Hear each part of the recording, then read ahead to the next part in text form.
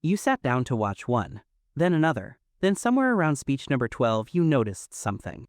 The words were different, but the feeling was identical. Different decade, different country, different god or ideology. Same sentences, almost word for word. That's when it stopped being interesting and started being unsettling. Because these weren't just charismatic people saying compelling things. They were running the same program, over and over, on different people. And the program worked every single time.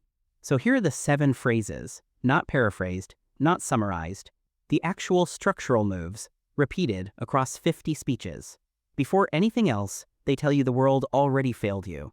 Not things are difficult, specific, personal, aimed. You've been lied to your whole life. Everything they told you was designed to keep you small. The people you trusted never actually wanted you to wake up. Notice what that does in about 4 seconds. It doesn't just criticize an institution or a system. It retroactively reframes your entire history of trusting other people. Your parents, your teachers, your doctors, your government, all of them suddenly become suspects in a story you didn't know you were in. And now there's only one person left who's telling you the truth. The one who just said those words. That's phrase 1, not a sentence, an erasure. Phrase 2 comes almost immediately after. I found you, or you were meant to be here, or some version of out of everyone you understood. Watch for the passive framing. You didn't seek this out. You were selected, you were recognized, you were found. This is what researchers call lovebombing, but language first.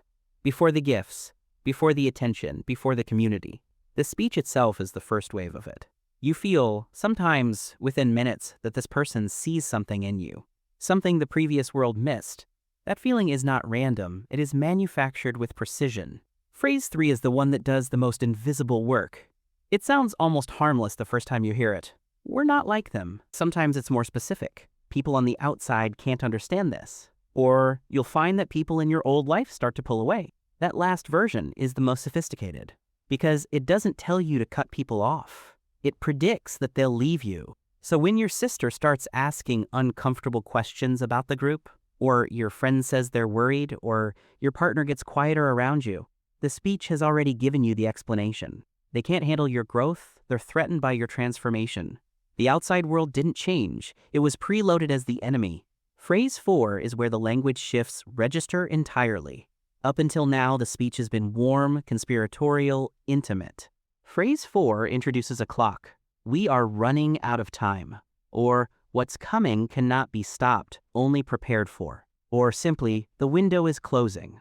It doesn't matter if the threat is spiritual, political, or cosmic. The mechanism is identical across every speech analyzed. Urgency is inserted the moment belonging starts to feel comfortable. Because comfort allows thinking, urgency replaces it. When someone is afraid, the question shifts from, is this true, to what do I do right now? That question is much easier for a cult leader to answer. And notice the structure. The threat is always vague enough to be unfalsifiable. You can't check whether the window is closing. You can't fact-check a spiritual timeline. The claim lives permanently outside the reach of scrutiny, which is exactly where it needs to live. Phrase 5 is the one most people recognize least, even while it's happening. It doesn't sound like control. It sounds like love. I only say this because I care about you more than you care about yourself. Or, you're not ready to hear this yet, but I'll tell you anyway. Or the quieter version, I've seen where this path leads for people like you. What this phrase does is install a hierarchy of knowing. The leader doesn't just know more facts. They know your interior better than you do. Your doubts become proof of your confusion, not their errors. Your resistance becomes evidence of how deep the wound goes. Your questions become symptoms of the very problem they're here to fix. Once that frame is accepted, the person has handed over something enormous. Not just trust, the authority to define their own inner experience. That transfer is quiet. It doesn't feel like surrender. It feels, genuinely, like being understood. Phrase 6 arrives after some friction, some testing, some mild doubt. A member starts asking questions, or pulls back slightly, or mentions something they read that contradicts what they were told. And the response, in speech after speech, follows the same shape. That's exactly what they want you to think. Or the fact that you're doubting right now is the fear talking. Or the compressed version, don't let your old programming win. Linguists call these thought-terminating cliches, a phrase designed not to answer the question, but to end the asking. The doubt doesn't get addressed. It gets reclassified as weakness. as outside interference, as a test being failed. Robert Lifton documented this pattern in the 1960s, studying thought reform. Decades later, across completely unrelated groups, the same phrases reappear because they work, not on stupid people, on people who are trying to believe, on people who want the thing to be real badly enough to accept the shortcut. The shortcut being, stop asking, start trusting. Phrase 7 is the last one, and it's the most personal. It usually comes late, after months sometimes, after the group feels like home. It sounds different depending on the leader, the ideology, the setting, but the structure is always this: you without us is not really you. Or, the person you were before you found this was just a shell. Or the version that gets said the most softly, the most carefully. We are the only ones who truly know who you are. This is identity replacement, spoken out loud, framed as a gift. Because by this point, the person has invested months of their life. They've distanced from people who expressed concern. They've used the language, adopted the framework, built a self inside the group. And now that self is being held by the leader as collateral. Leaving doesn't just mean losing the community or the belief system. It means losing the version of yourself you built there. That's not a small thing to walk away from. That is, for a lot of people, the thing that makes leaving feel like dying. Now step back and look at all 7 together. The world failed you. I found you. We're not like them. The clock is running. I know you better than you do. Your doubt is just fear. You without us is nothing. Each phrase alone sounds like something you might hear anywhere. A self-help seminar, a motivational speech, a tight-knit friend group. That's the point. None of these are unique to fringe groups. What makes them dangerous is the sequence, the repetition, the closed loop. Each phrase reinforces the one before it. Each one narrows the exit slightly more.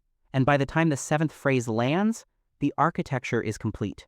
The person is not being held by chains. They're being held by meaning. A meaning that was carefully constructed around their specific wounds. Because that's what the opening speeches were scanning for. Not general vulnerability. Specific pain. Specific longing. Specific gaps. Jim Jones studied the speeches of Gandhi, King, and Hitler simultaneously. Not to pick one model. To extract what all of them understood about need. People don't join cults because they're weak or broken or unusually naive. They join because the language arrived at the exact moment the wound was open. And the language knew exactly what to say. That's the mechanism. Not charisma, not magic, not pure manipulation. A set of 7 moves, run in sequence, aimed at something real in a person. The uncomfortable part isn't that it works on certain types of people. The uncomfortable part is the specific conditions under which it works on most people. Loneliness past a certain threshold. A recent loss of meaning or identity. A community that failed them right before this one appeared. These aren't rare conditions. They describe a fairly ordinary human year, which is why awareness of the language matters more than confidence in yourself. You don't recognize this by being smarter, or more skeptical, or more guarded. You recognize it by knowing what the phrases sound like before they land. By noticing when a narrative removes everyone who might offer a second opinion. By feeling when urgency is being used to close a window you needed open. By asking, quietly, who benefits if you stop asking questions. This video is made for reflection and education, not professional guidance. If any of this is touching something closer to home than a YouTube topic, talking to someone you actually trust outside any single group is worth doing. The phrases don't stop working because you've heard them named, but they do start working more slowly. And sometimes slower is enough.